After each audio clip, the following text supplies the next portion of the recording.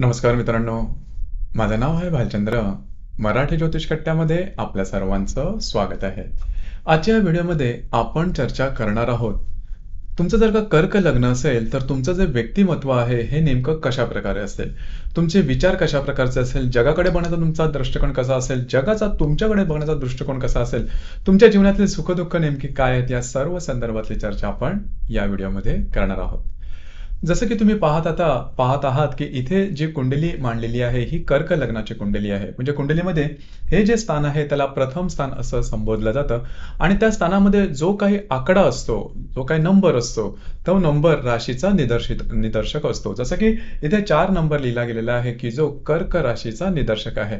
प्रत्येक राशीकरता म्हणजे मेष राशीपासून मीन राशीपर्यंत जी 12 राशी आहेत, त्या सर्व 12 राशींकरता स्वतःचे असे काही नंबर्स आहेत की जे त्या नंबरामुळे आपल्याला नेमकं समजतं. इथे तुम्ही जर का पाहत असाल तर सगळे हे नंबरच लिहिलेले आहेत आणि त्या राशी त्या स्थानामध्ये येत असतात.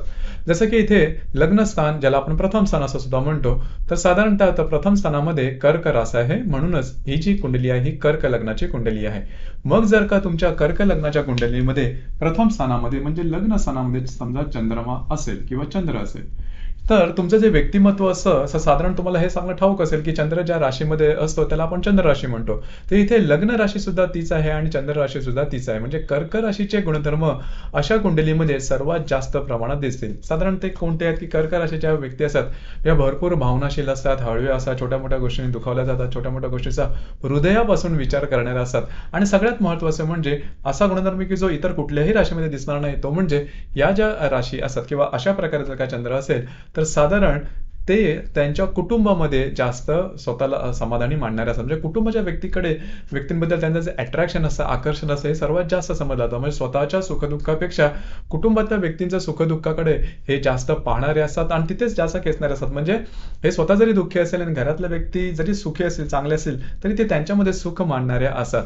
थोडंसं डेडिकेटेड अशा प्रकारे समर्पण या राशीमध्ये जास्त प्रमाणात दिसून येतं. यांचं आणि यांच्या मातेचं एक वेगळ्याच प्रकारचं एक अट्रॅक्शन दिसून येतं, एक वेगळ्या प्रकारचं नातं दिसून येतं. मातेचा खास करून या मुलावरती सर्वात जास्त जीव असतो की ज्यांचा कर्क लग्न आहे आणि कर्क राशीमध्ये चंद्र आहे. आणि यांचा सुद्धा तसं पाहिलं तर घरामध्ये आईच्या प्रती जो अट्रॅक्शन असं आकर्षण असं हे वेगळेच बंध दिसून येतात. लक्षात घ्या, ज्या आई वडिलांच्या मुलांचं कर्क लग्न जरी असेल तरी त्यांना साधारणतः चांगलं म्हणायला हरकत नाही. कारण अशी जी मुलं असतात ही शेवटपर्यंत आई वडिलांच्या जवळ जातात किंवा त्यांच्यामध्ये दुरावा हा कधी सहसा येत नाही, जे की खूप चांगली गोष्ट आहे. आणि दुसरी महत्वाची गोष्ट म्हणजे ह्या व्यक्ती असतात त्या दिसायला फार सुंदर असतात. म्हणजे कर्क लग्न जरी असेल आणि कर्क लग्नामध्ये चंद्र असेल तर त्या ज्या व्यक्ती असतात या नाजूक असतात, दिसायला सुंदर असतात. खास करून पुनर्वसू आणि पुष्य नक्षत्रातला चंद्र असेल तर त्या ज्या व्यक्ती असतात त्या दिसायला सुंदर असतात. इथे एक थोडीशी दुसरी एक महत्वाची गोष्ट म्हणजे थोडंसं मेदवृद्धीकडे त्या कलतात किंवा कललेल्या असं म्हणजे थोडंसं जाडेपणा आपण ज्याला म्हणतो, मेदवृद्धी ज्याला आपण म्हणतो, तिथे थोडंसं लक्ष देणं गरजेचं आहे. आणि त्या मेदवृद्धीमुळे होणारे त्रास हे यांना होऊ शकतात. तर या गोष्टीकडे थोडंसं लक्ष दिलं गेलं पाहिजे. आणि सगळ्यात महत्त्वाचं म्हणजे या राशीमध्ये तिसरं आणखीन एक नक्षत्र येतं ते म्हणजे आश्लेषा. तर आश्लेषा नक्षत्रामध्ये असणाऱ्या ज्या व्यक्ती असतात त्यांना आरोग्याकडे खास करून लक्ष देणं गरजेचं आहे. परंतु आश्लेषा नक्षत्र आहे त्यांच्यामध्ये एक गोष्ट खूप चांगली आहे, कारण ते राक्षसगणी नक्षत्र की त्या ज्या व्यक्ती असतात ते परिस्थितीशी 2 हात करून पुढे जाणारे असतात. मोठ्या प्रमाणात सांगायचं झालं तर कर्क रास आणि कर्क लग्न असेल तर या ज्या व्यक्ती असतात ह्या म्हणजे हार्ड वर्किंग असतात, कष्टाळू असतात. त्यांना पैशाची किंमत चांगली माहिती असते. म्हणजे पैसे कुठे कधी कसे खर्च करायचे, कसे मिळवायचे, त्याची इन्व्हेस्टमेंट कशा प्रकारे करायची आणि कशा प्रकारे नेमके ते खर्च व्हायला हवेत या संदर्भातली माहिती ही ह्या प्रकारच्या योगांना उपजतच असते. म्हणजे त्यांना काय शिकवावं लागत नाही. त्या प्रकारची माहिती त्यांना खूप चांगली असते आणि आपण कसं पुढे जायचं, आपल्या फॅमिलीला कशा प्रकारे पुढे घेऊन जायचं या संदर्भातलं ज्ञान त्यांना उपजत दिसून येतं. एकंदरीत समजा कर्क रास आणि कर्क लग्न असेल तर त्या ज्या व्यक्ती असतात ह्या अशा स्वभावाच्या असतात, साधारणतः थोड्याशा नाजूक प्रकृतीच्या असतात. काही जी दुःख असतात त्यांच्या हृदयाला लवकर लागतात, यांच्या डोळ्यामध्ये अश्रू फार लवकर येतात. मग ते स्त्री असू दे किंवा पुरुष असू दे, दोघांच्या बाबतीत हा प्रकार दिसून येतो. राहणीमान त्यांचं अतिशय व्यवस्थित, नीटनेटकं, टापटीप, स्वच्छता ही यांच्याकडे चांगल्या प्रकारे दिसून येते. आणि डिसिप्लिन नेचर जो असतो, शिस्तबद्धता, हा प्रकार सुद्धा या लग्नामध्ये आणि या राशीमध्ये चांगल्या प्रकारे दिसून येतो. साधारणतः जर का चंद्र जो आहे हा चंद्र तुमच्या द्वितीय स्थानात असेल, चंद्र जर का द्वितीय स्थानामध्ये असेल तर त्या व्यक्तींना साधारण थोडंसं पैशाच्या संदर्भातलं अट्रॅक्शन थोडंसं जास्त असतं. तर पैशाच्या संदर्भातलं अट्रॅक्शन म्हणजे स्वार्थीपणा का, तर तसं नसतं. म्हणजे पैसे जास्त कमवले गेले पाहिजेत, पैसा जास्त, इन्कम जास्त चांगलं असलं पाहिजे. जर का आपल्या खिशात पैसे असेल तरच आपल्या जगामध्ये मान असेल, आणि पैशानेच बऱ्याच वेळेस तुमचं जे कर्तृत्व असतं हे पैशानेच जोखलं जातं. अशा प्रकारचे काही विचार त्यांच्या मनात असतात, आणि की जे आजकालच्या जगामध्ये किंवा युगामध्ये चांगलेच आहेत. त्यामुळे पैसे जास्त जमवले पाहिजेत, पैशाची जास्त सेव्हिंग केली पाहिजेत, पैसे आपल्याकडे वाढले गेले पाहिजेत, अशा प्रकारचा काही विचार असल्या कारणामुळे नेहमीच पैसे कशा प्रकारे कमवता येतील, ते कशा प्रकारे सेव्हिंग करता येतील, कशा प्रकारे त्याची इन्व्हेस्टमेंट करता येईल, अशा प्रकारचे काही विचार यांच्या मनात कायम असतात. त्यांचा जन्म चांगल्या कुटुंबामध्ये होतो, म्हणजे ज्या कुटुंबाचं जे आर्थिक स्थैर्य आहे हे चांगलं आहे अशा कुटुंबामध्ये यांचा जन्म होतो. अर्थात याच्यासाठी बाकीचे सुद्धा योग महत्त्वाचे असतात, परंतु मोठ्या प्रमाणात सांगायचं झालं तर अशा संदर्भातल्या काही ज्या गोष्टी असतात दिसून येतात. यांचं डोळ्यांचं सौंदर्य फार चांगलं असतं, डोळ्यामध्ये एक मॅग्नेटिक अट्रॅक्शन दिसून येतं. बोलणं सुद्धा फार चांगलं असतं, बोलण्याने दुसऱ्याला दुखावले जाणार नाहीत या संदर्भातली काळजी घेतात. आवाजामध्ये एक वेगळ्याच प्रकारचा गोडवा दिसून येतो, बाथरूम सिंगर ज्याला आपण म्हणतो तसा प्रकार सुद्धा यांच्यामध्ये दिसून येतो, आणि खाण्यापिण्याच्या सवयी सुद्धा यांच्यात व्यवस्थित असतात. एकंदरीत द्वितीयात असणारा जो चंद्र आहे हा चंद्र शुभ फलदायी असतो, आणि मग त्याची रास सुद्धा ही सिंह रास असते. दुसऱ्यांना बरोबर घेऊन चालणं, कोणाच्याही अपरोक्ष कधीही अशा प्रकारे जर का योग असेल, म्हणजे कर्क लग्न आणि द्वितीय चंद्र असेल तर एखाद्याच्या अपरोक्ष एखाद्याबद्दल बोलणं, चहाड्या करणं, हा प्रकारचा असा या प्रकारामध्ये दिसून येत नाही.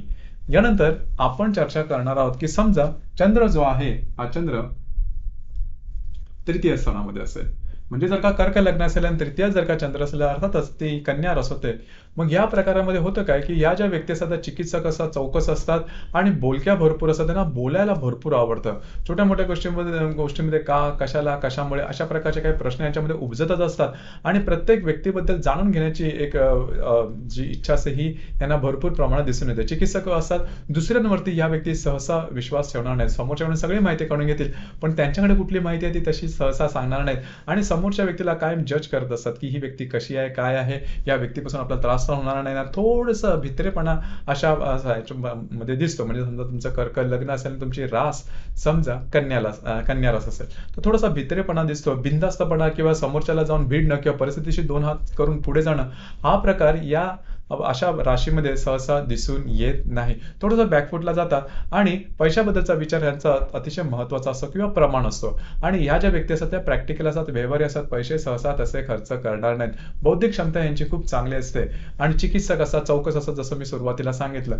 थोडंसं एक असतं की भित्रेपणा यांच्यामध्ये थोडासा जास्त दिसून येतो, आणि त्याचाच परिणाम होतो त्यांच्या निर्णय क्षमतेवरती. म्हणजे एखाद्या प्रसंगावरती निर्णय घ्यायचा की नाही या संदर्भात मनात नेहमी दोलायमान परिस्थिती असते, म्हणजे द्विधा अवस्था दिसून येतं, म्हणजे घ्यायचं की नाही, नेमका निर्णय आपण ते पोहोचत नाही. आणि मगाशी सांगितल्याप्रमाणे स्वतंत्रपणे जर का तुम्ही यांच्याकडे कुठली जबाबदारी दिली तर ती जबाबदारी पेलवता येणार नाही. खास करून त्यांच्या तो जे काय करिअर असेल त्या संदर्भात, करिअरच्या संदर्भात थोडे प्रॉब्लेम, कॉम्प्लिकेशन येऊ शकतात, कारण यांना नेहमी दुसऱ्याचा पुश लागतो, किंवा काही म्हणजे ज्याला आपण मेंटॉर म्हणतो, किंवा कोण ना कोणतरी गुरु लागतो की ज्याच्या आदेशावरती किंवा ज्याच्या सांगण्यावरून ही व्यक्ती पुढे जाऊ शकतात. स्वतःचे निर्णय स्वतः घेणं थोडंसं कठीण होऊन बसतं. अकॅडमिक्स मध्ये मात्र ते हुशार असतात, म्हणजे शिक्षणामध्ये वगैरे शिक्षण व्यवस्थित पूर्ण तर शिक्षणामध्ये पुढे जाऊ शकतात, परंतु स्वतःचं कार्य कर्तृत्व असतं त्या संदर्भात कधी कधी त्रास होण्याची शक्यता असते. भावंडांचं सौख्य चांगलं लाभतं, भावंडांबरोबरचे जे इंटरॅक्शन असतात ते बऱ्याच प्रमाणात चांगल्या प्रकारे दिसून येतात. यामध्ये जे हस्त नक्षत्र असतं, हस्त नक्षत्र असेल तर त्या व्यक्ती बौद्धिकदृष्ट्या खूप चांगल्या दिसून येतात. तर हा जो प्रकार दिसून येतो, त्याचप्रमाणे चित्रा नक्षत्र असेल, म्हणजे या राशीमध्ये चित्रा नक्षत्राचे 2 चरण सुद्धा येतात. तर चित्रा नक्षत्र असेल तर त्याच्या व्यक्तीचा अतिशय हुशार असतात, बौद्धिक खूप चांगलं असतं, त्यांचं दिसणं खूप चांगलं असतं, म्हणजे सौंदर्य खूप चांगलं असतं. हा प्रकार स्त्री आणि पुरुष दोघांमध्येही तसाच दिसून येतो. त्याचप्रमाणे जर का कर्क लग्न असेल आणि चतुर्थामध्ये समजा चंद्र असेल, मग तो तुळीचा चंद्र होतो, असा जर का प्रकार असेल कुंडलीमध्ये, किंवा असे जर का योग असतील कुंडलीमध्ये, ते अतिशय शुभ फलदायी असे समजले जातात.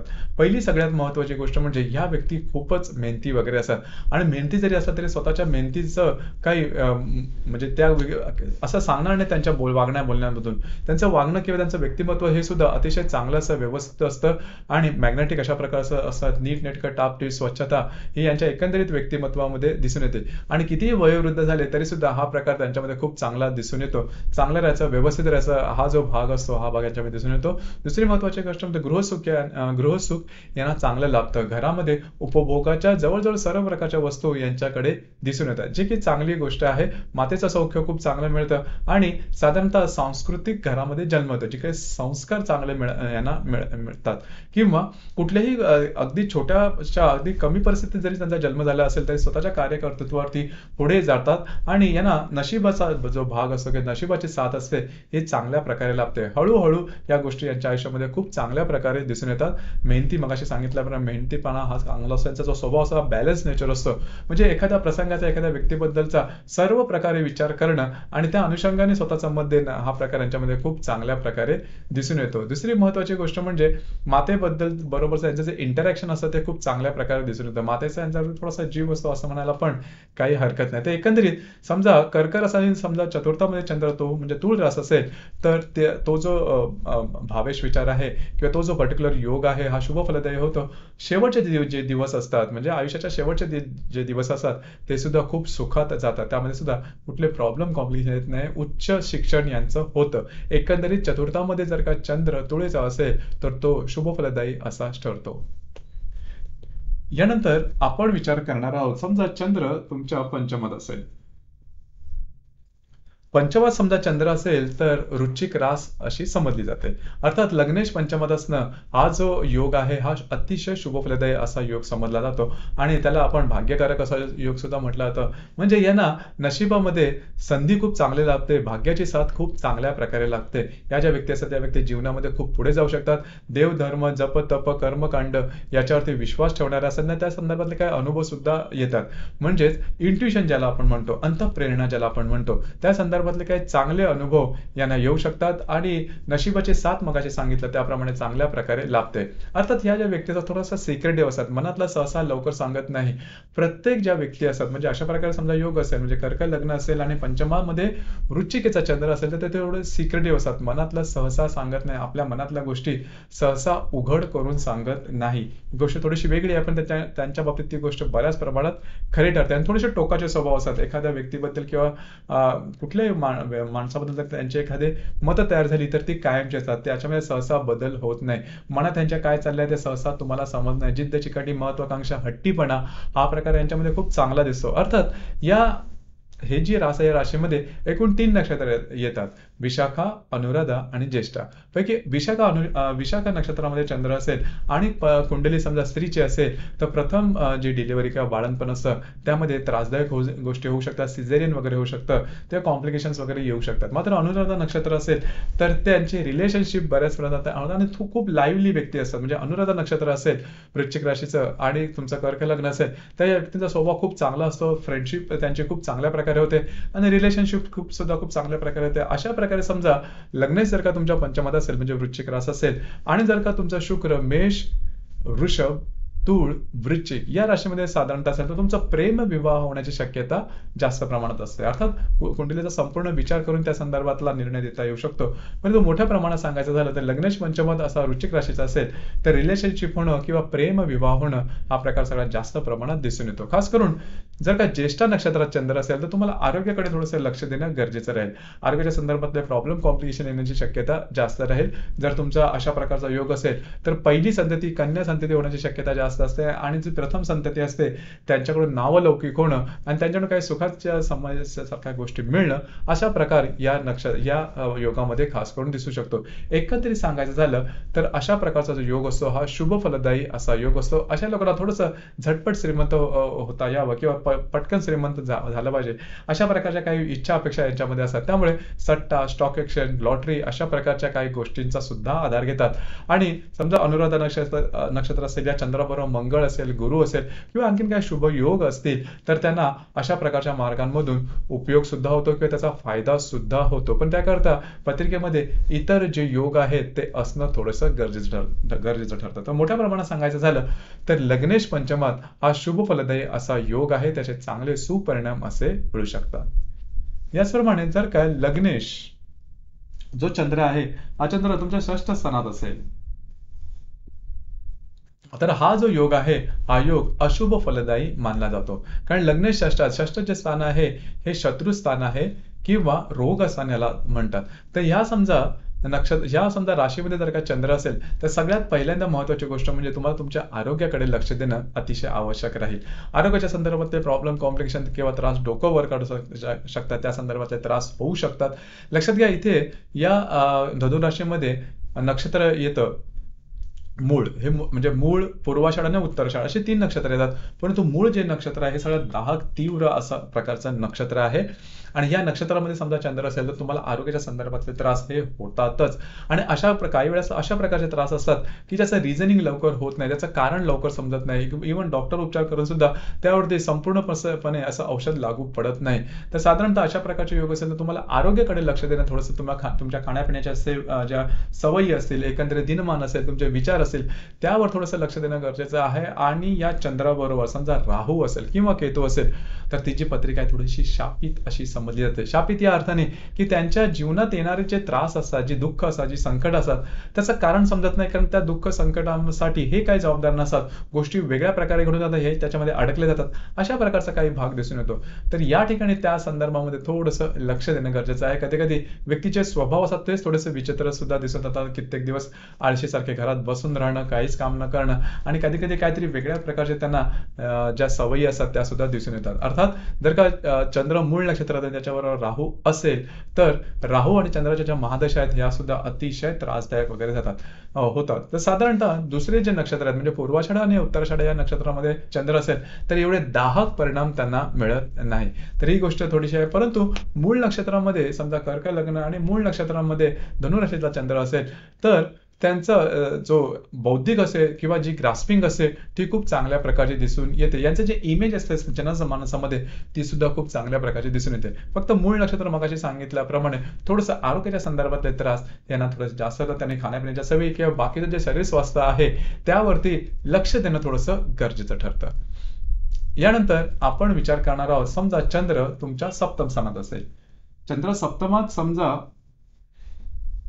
मकर राशीचा असेल, तर लक्षात घ्या, लग्नेश तुमच्या सप्तमात जातो. मग अशा वेळेस या ज्या व्यक्ती असतात, या वैवाहिक जोडीदाराच्या विचारांकडे ते अवलंबून असतात, किंवा वैवाहिक जोडीदाराबरोबर या व्यक्तीचं खूप चांगलं सूत जमतं, किंवा वैवाहिक जोडीदाराच्या विचाराने ह्या व्यक्ती असतात त्या चालणार असतात. वैवाहिक जोडीदार जे सांगेल त्याप्रमाणे यांचे विचार बदलत असतात. यांचा वैवाहिक जोडीदार दिसायला वगैरे खूप चांगला किंवा चांगल्या व्यक्तिमत्वाचा दिसून येतो. खास करून जर का श्रवण नक्षत्र असेल, तर त्यांचा वैवाहिक जोडीदार अतिशय चांगला असो, दिसण्यास वगैरे चांगला असो. मात्र इथे लक्षात घ्या, या ज्या व्यक्ती असतात, या व्यक्ती स्वतः हार्ड वर्किंग असतात आणि त्यांच्याकडे पेशन्स वगैरे खूप चांगला असतो. कित्येक वर्ष, कित्येक महिने कंटिन्युअस एखाद्या गोष्टीचं काम करणं आणि पेशन्स चांगला असल्यामुळे हळूहळू यांचे जे आर्थिक स्थैर्य असतं, हे सुद्धा खूप चांगल्या प्रकारे दिसून येतं. जर का मगाशी सांगितल्याप्रमाणे श्रवण नक्षत्र असेल, तर यांच्यावर थोडंसं जबाबदारी येणं, कुटुंबाची जबाबदारी येणं, कुटुंबातल्या एखाद्या व्यक्तीची आयुष्यभर जबाबदारी पेलायला लागणं, अशा प्रकारचे काही त्रास म्हणता येणार नाहीत, परंतु अशा प्रकारचे योग साधारण त्यांना दिसून येतात. परंतु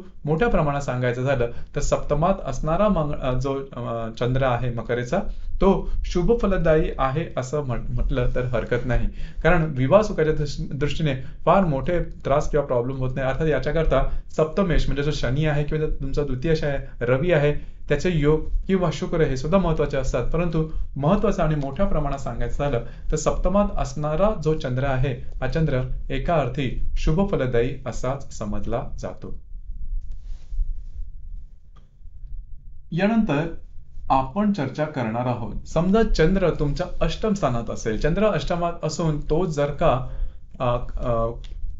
का कुंभ राशीचा असेल, म्हणजे चंद्र अष्टमात कुंभ राशी आहे, त्याने तो जर का कुंभ राशीचा असेल, तर सगळ्यात पहिली आणि महत्वाची गोष्ट म्हणजे परत आरोग्य. लक्षात घ्या, हे जे अष्टम स्थान आहे, हे अष्टम स्थान मृत्यू स्थान असं समजलं जातं. मृत्यू म्हणजे पटकन मृत्यू वगैरे असं काही नाही, परंतु आरोग्याच्या संदर्भामध्ये असे काही त्रास होतील की जे लवकर बरे होत नाही, त्याचा रिझनिंग समजत नाही आणि की नेहमी काही ना काही ते त्रास हे चालूच असतात. लक्षात घ्या, इथे जर का चंद्र असेल आणि चंद्रबरोबर पापग्रह असतील, मंगळ जरी असेल, खरं तर मंगळ या पूर्ण लग्नाला राजयोगकारक ग्रह समजला जातो, राजयोग ग्रह का समजला जातो, त्याचे फायदे कोणते, तोटे कोणते वगैरे, या सर्व संदर्भातले आपण व्हिडिओ अपलोड केलेले आहेत. 12 राशींचे सुद्धा, म्हणजे 12 लग्न आहेत, मेष लग्नापासून मीन लग्नापर्यंत 12 लग्न, त्या सर्व लग्नांचे राजयोग ग्रह आणि त्याचे मिळणारे फायदे या संदर्भात तुम्ही प्लेलिस्ट मध्ये बघू शकता. सगळ्यामध्ये अगदी डिटेलमध्ये खुलासावर आपण चर्चा केलेली आहे.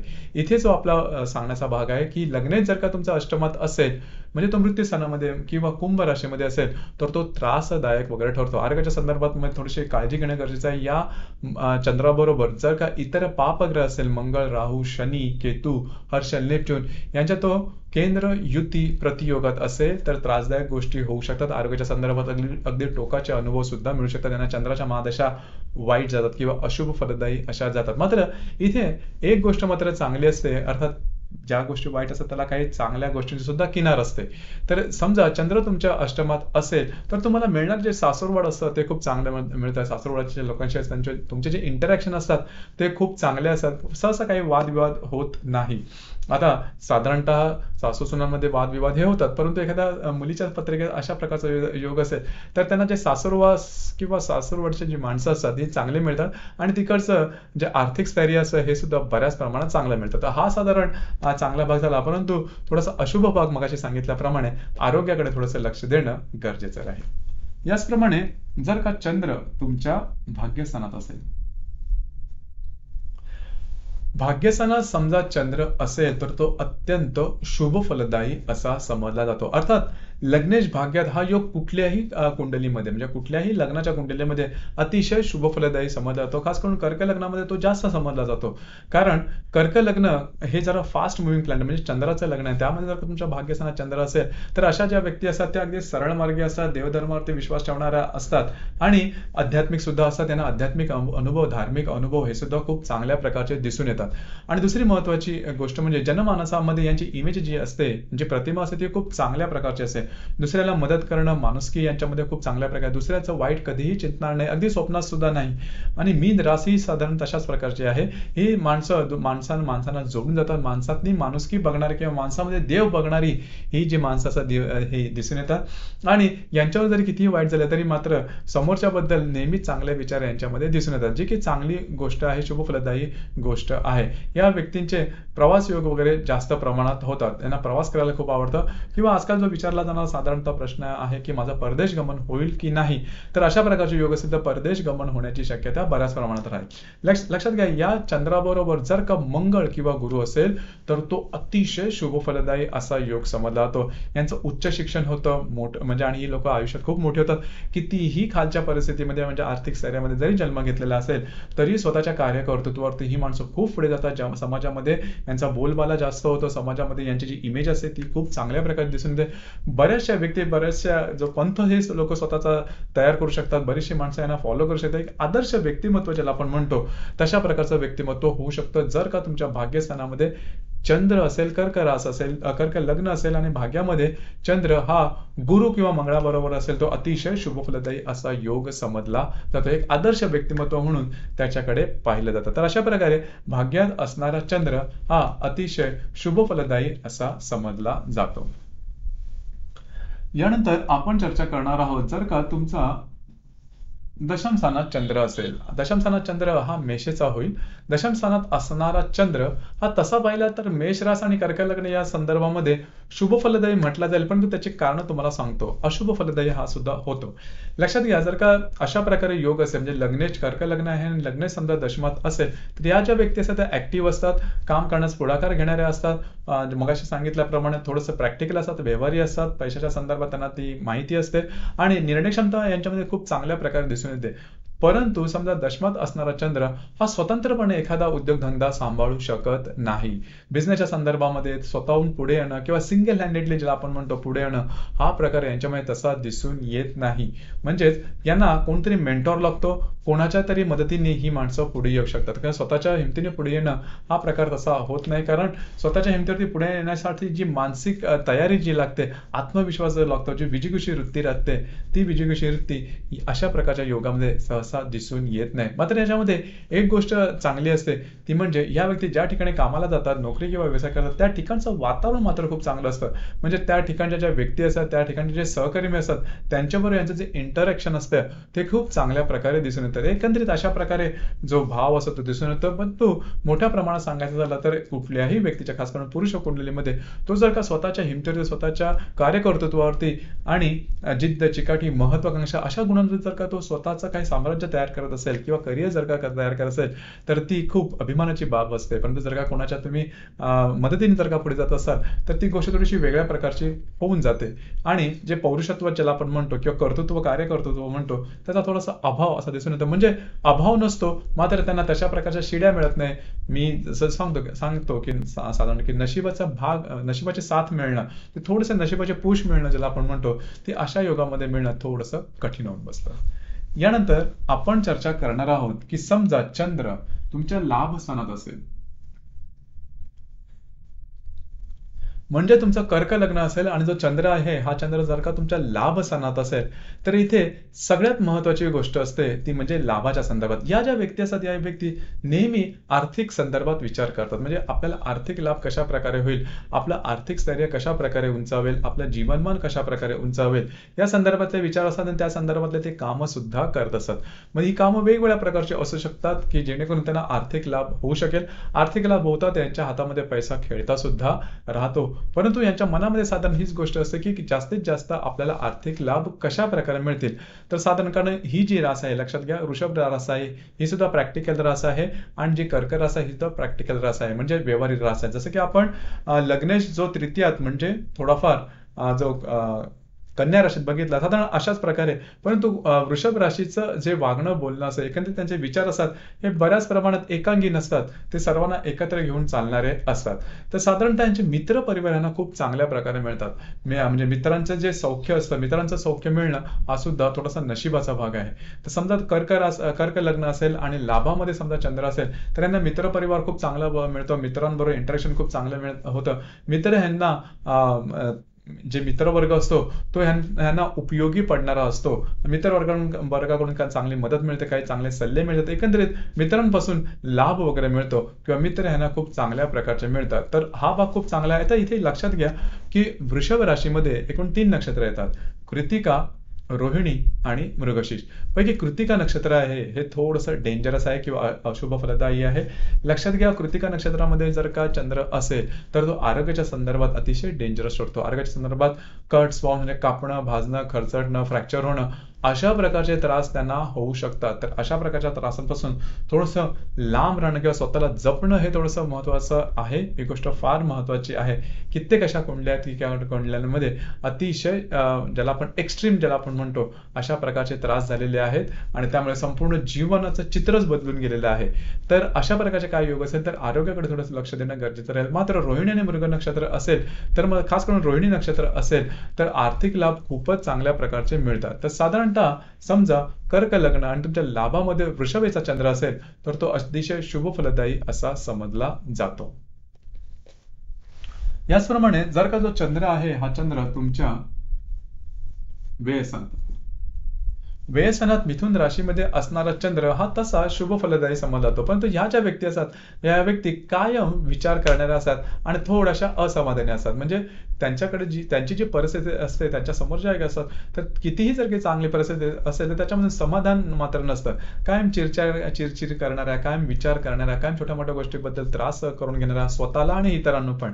तर असा प्रकार दिसून येतो आणि मनामध्ये कायम विचारांचं वादळ घोंगावत असतं. लक्षात घ्या, या चंद्राबरोबर जर का अशुभ ग्रह असतील, राहू, केतू आणि शनी, हर्षल, नेपच्यून यासारखे ग्रह केंद्र प्रतियोगात किंवा युतीयोगात असतील तर मानसिक तणावाखालून ह्यांना जाऊ लागू शकतं. जर का खास करून शनीच्या जर का ते योगात युतीयोगात असेल तर मानसिक तणाव किंवा त्रासामधून किंवा सायकोलॉजिकल प्रॉब्लेम, कॉम्प्लिकेशन्स होऊ शकतात. खास करून मंगळ जर का प्रतियोगात असेल आणि अशा प्रकारच्या काही गोष्टी योग असतील तर ते सुद्धा त्रासदायक होऊ शकतात. तर मानसिकतेच्या संदर्भात थोडंसं महत्वाचं ठरतं. मात्र जर का तसे काही योग नसतील तर मात्र हा जो व्यक्ती असेल थोडाफार विचार करणारा असतात जास्त. पण तो आजकालच्या युगात साधारणपणे जो प्रश्न साधारणतः विचारला जातो की परदेश गमन.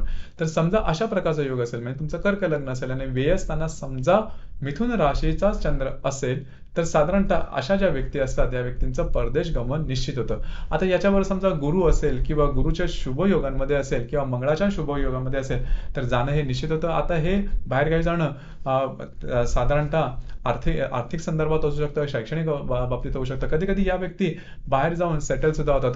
त्याकरता बाकीचे जे योग आहेत ते कशा प्रकारचे आहेत हे सुद्धा जाणून घेणं थोडंसं महत्त्वाचं ठरतं. मात्र ढोबळ मानाने जरी सांगायचं झालं तर कर्क लग्न असेल आणि व्यया समजा चंद्र मिथुनेचा असेल तर परदेश गमन होण्याची शक्यता बऱ्याच प्रमाणात वाटते. तर मित्रांनो, हे होतं कर्क लग्न आणि त्या संबंधित तो जो लग्नशय हा वेगवेगळ्या स्थानामध्ये कशा प्रकारे त्याचा अनुभव मिळतात या संदर्भातली चर्चा.